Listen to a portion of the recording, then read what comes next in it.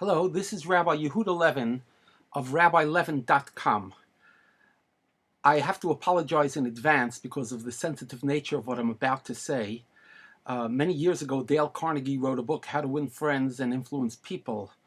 And I might even have to say that this recording might be an example of how to lose friends, though I still hope to influence people. I don't want to lose friends, but if my friendship with God and godly values is of the utmost importance, and if the emperors are increasingly not having clothing, then I'm happy at this late stage in the devolving culture to announce that. What do I mean? First of all, Dr. Richard Lamb of the Southern Baptist Convention recently, to his credit, said that Dr. Martin Luther King went to prison in Birmingham, Alabama, and we Christians are willing to go to prison in Nashville on the religious liberties issue. Well, here's my question to Dr. Land. Isn't part of the religious liberty issue not having the homosexualist agenda pushed on us? And Dr. Land, here's the $15 trillion question. If the price of solving our economic crisis, which we don't know if it can be solved or not, and whether George Romney is the messiah, so to speak, to solve the economic problem, if the price is that we have to turn the other cheek, excuse the expression, but to Romney's whole homosexualist agenda, which is as large as a Boston football field, are we supposed to do this, Dr. Land? Isn't this the ultimate attack on religious liberty, even more important than making us pay for abortifacients or women's contraception?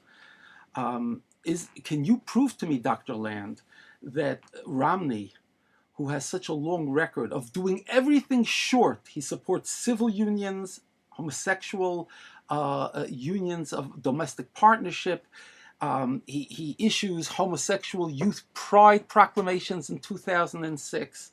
All kinds of stuff. Go to Mass Resistance or go to Amy Contrada's book on Amazon, The Romney Deception, 600 pages with annotations and footnotes. And you'll see that Romney, who promised when he ran against Ted Kennedy that he would outdo Kennedy in his support of the homosexual agenda, which he has. Dr. Land, where is the Southern Baptist Convention to speak on these moral issues? And then I turn to Reverend Dr. Pat Robertson. In the mid-1980s, I was called upon by Mike Russell, then the communications director of the Christian Coalition, to defend, which I happily did, Reverend Robertson from charges of anti-Semitism. But I must express my extreme disappointment. Not only did Dr. Robertson, who influences thousands, if not millions of devout Christians, not only did he support the guy who dressed up in drag on Saturday Night Live, Rudy Giuliani, who supports most of the homosexual agenda and just endorsed Romney. Not only did he support Giuliani, pro-abortion Giuliani, a couple of years ago, a couple of elections ago, but I understand now he said on his TV program, listen, don't be concerned with the Mormonism of Romney. I'm not concerned about it either. He said he's not running for chief rabbi. He's not running for pope or whatever. He's running to be chief executive, and he's a good lawyer. But what about the religious issue of his embrace, of his being a godfather, Reverend Robertson, of the homosexual agenda? And here's an offer.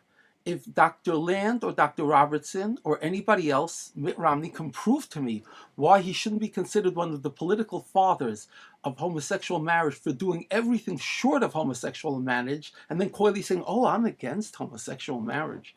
What do you take us all for fools? And if he's not the political godfather of a governor issuing proclamations for homosexual youth pride, then I would like to say that I can solve the $15 trillion budget problem. This is Rabbi Yehuda Levin urging good Christians to listen to all of my series on Romney's homosexualism. Tune into it on RabbiLevin.com. Stand for our faith. Demand of our Christian and conservative leadership that they get back to values and speak up now when it's still possible during the primary period to impact on things, not to wait until after Romney's the president and foolishly think you're going to change things. Thank you.